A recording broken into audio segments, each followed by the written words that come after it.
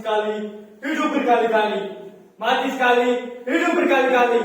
Mati sekali, hidup berkali-kali. Saya Hilal. Saya seorang lelaki berusia 18 tahun 11 bulan. Saya pernah mati sekali.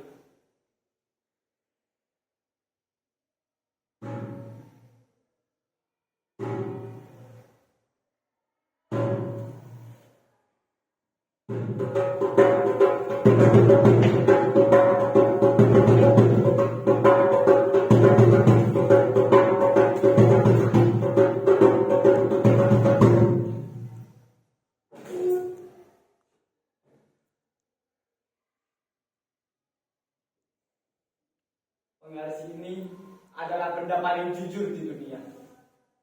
Dia bilang, lurus itu lurus. 100 cm ya 100 cm. Tidak kurang, tidak lebih. Namun sayangnya, hidup tak punya penggaris seperti ini.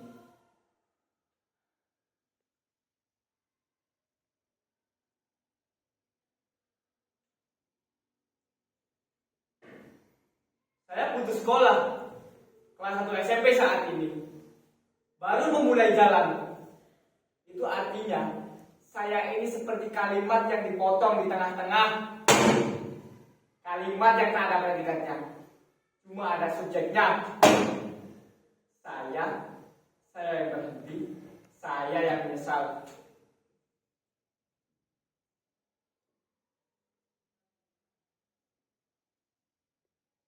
Kenapa putus sekolah? Males. Males itu kalimat yang efektif yang saya tahu. Tapi kata kuli bangunan, sekolah itu tidak menjanjikan Hilal. Batu bata lebih menjanjikan.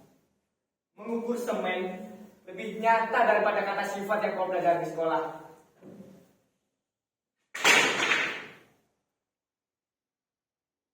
Saya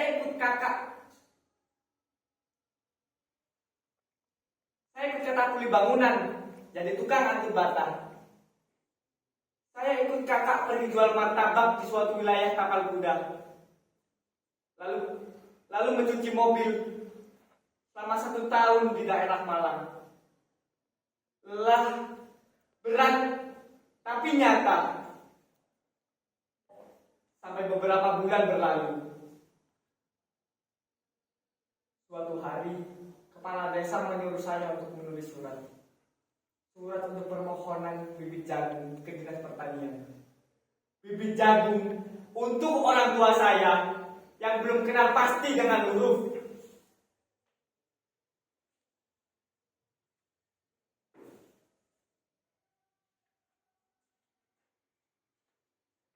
Saya tulis sendiri. Saya tulis menggunakan bahasa Indonesia yang saya tahu. Saya pelajari dari lagu dangdut yang lagi viral. Saya tulis begini. Bapak, bibit jagung. Saya minta 5 karung. Sawah kami sudah kering kerontang selama seminggu. Tolong kasih cepat, Pak. Jangan tunda. Petugasnya bilang gini. Hilal, tata bahasamu tidak sopan. Suratmu tidak sah. Kamu lupa. Kepada yang terhormat, kamu lupa memberi tanda koma setelah salam pembuka. Suratmu ini bukan permohonan. Ini teriakan. Teriakan yang salah alamat. Teriakan. Ya memang teriakan. Saya menggunakan bahasa yang saya pakai sehari-hari. Kenapa harus ada aturan titik koma? Apakah bahasa Indonesia yang baik dan benar itu seperti kode rahasia yang hanya bisa dipecahkan oleh orang-orang yang lulus sekolah saja?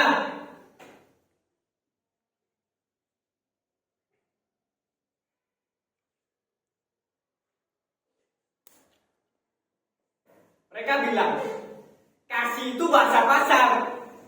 harus pakai kata beri atau sediakan. Kenapa? Bukankah intinya sama? Memberi. Tapi tidak. Mereka tidak mau mengerti niat saya. Mereka cuma mau mengerti ejaan saya.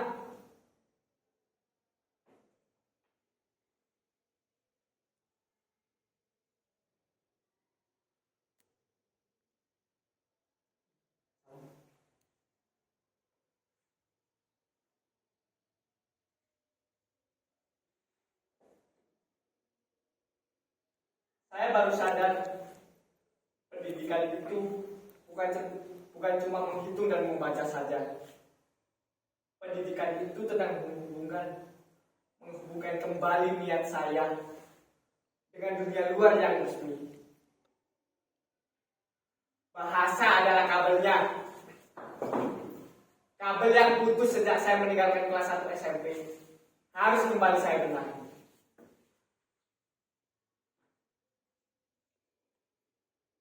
Setiap bantah harus disusun dengan logika. Kalau batanya miring, bangunannya akan roboh. Sama seperti kata. Kalau katanya miring, kalimatnya akan roboh.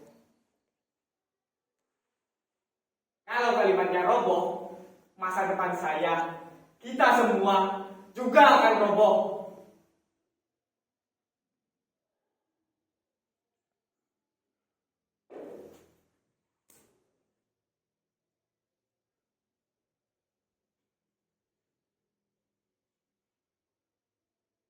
Dulu saya pikir titik dan koma itu cuma sekedar hiasan. Sekarang saya tahu koma itu artinya harus berhenti. Ambil napas terlebih dahulu. Jangan terburu-buru. Titik itu artinya selesai. Jangan terus-terusan mengoceh tanpa kesimpulan. Dan tanda tanya itu bukan cuma tentang simbol kebingungan, tapi gerbang untuk menuju jawaban.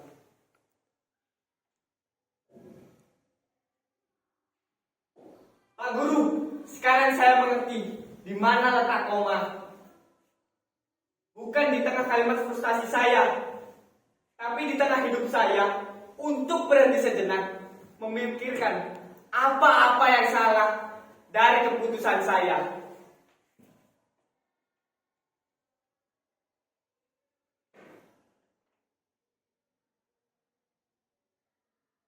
Saya akan kembali.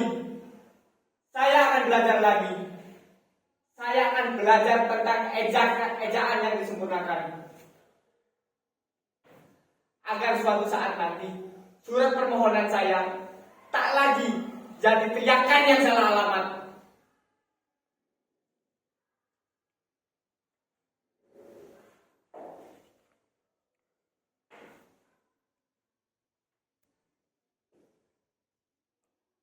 Saya akan kembali. Saya akan belajar lagi. Demi jagung, demi bibit, demi masa depan saya, agar tak lagi jadi kalimat yang tak efektif. Kegagalan, kemiskinan, kesulitan, dan berbagai kenyataan pahit yang sering kali kita alami adalah hasil dari bagaimana cara pikiran kita menoreh, menafsir,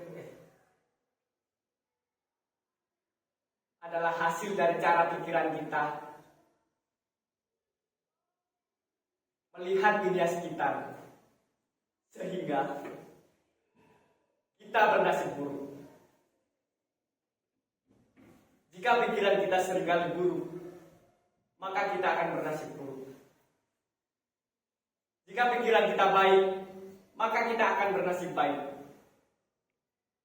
Aku ingin mati sekali, hidup berkali-kali.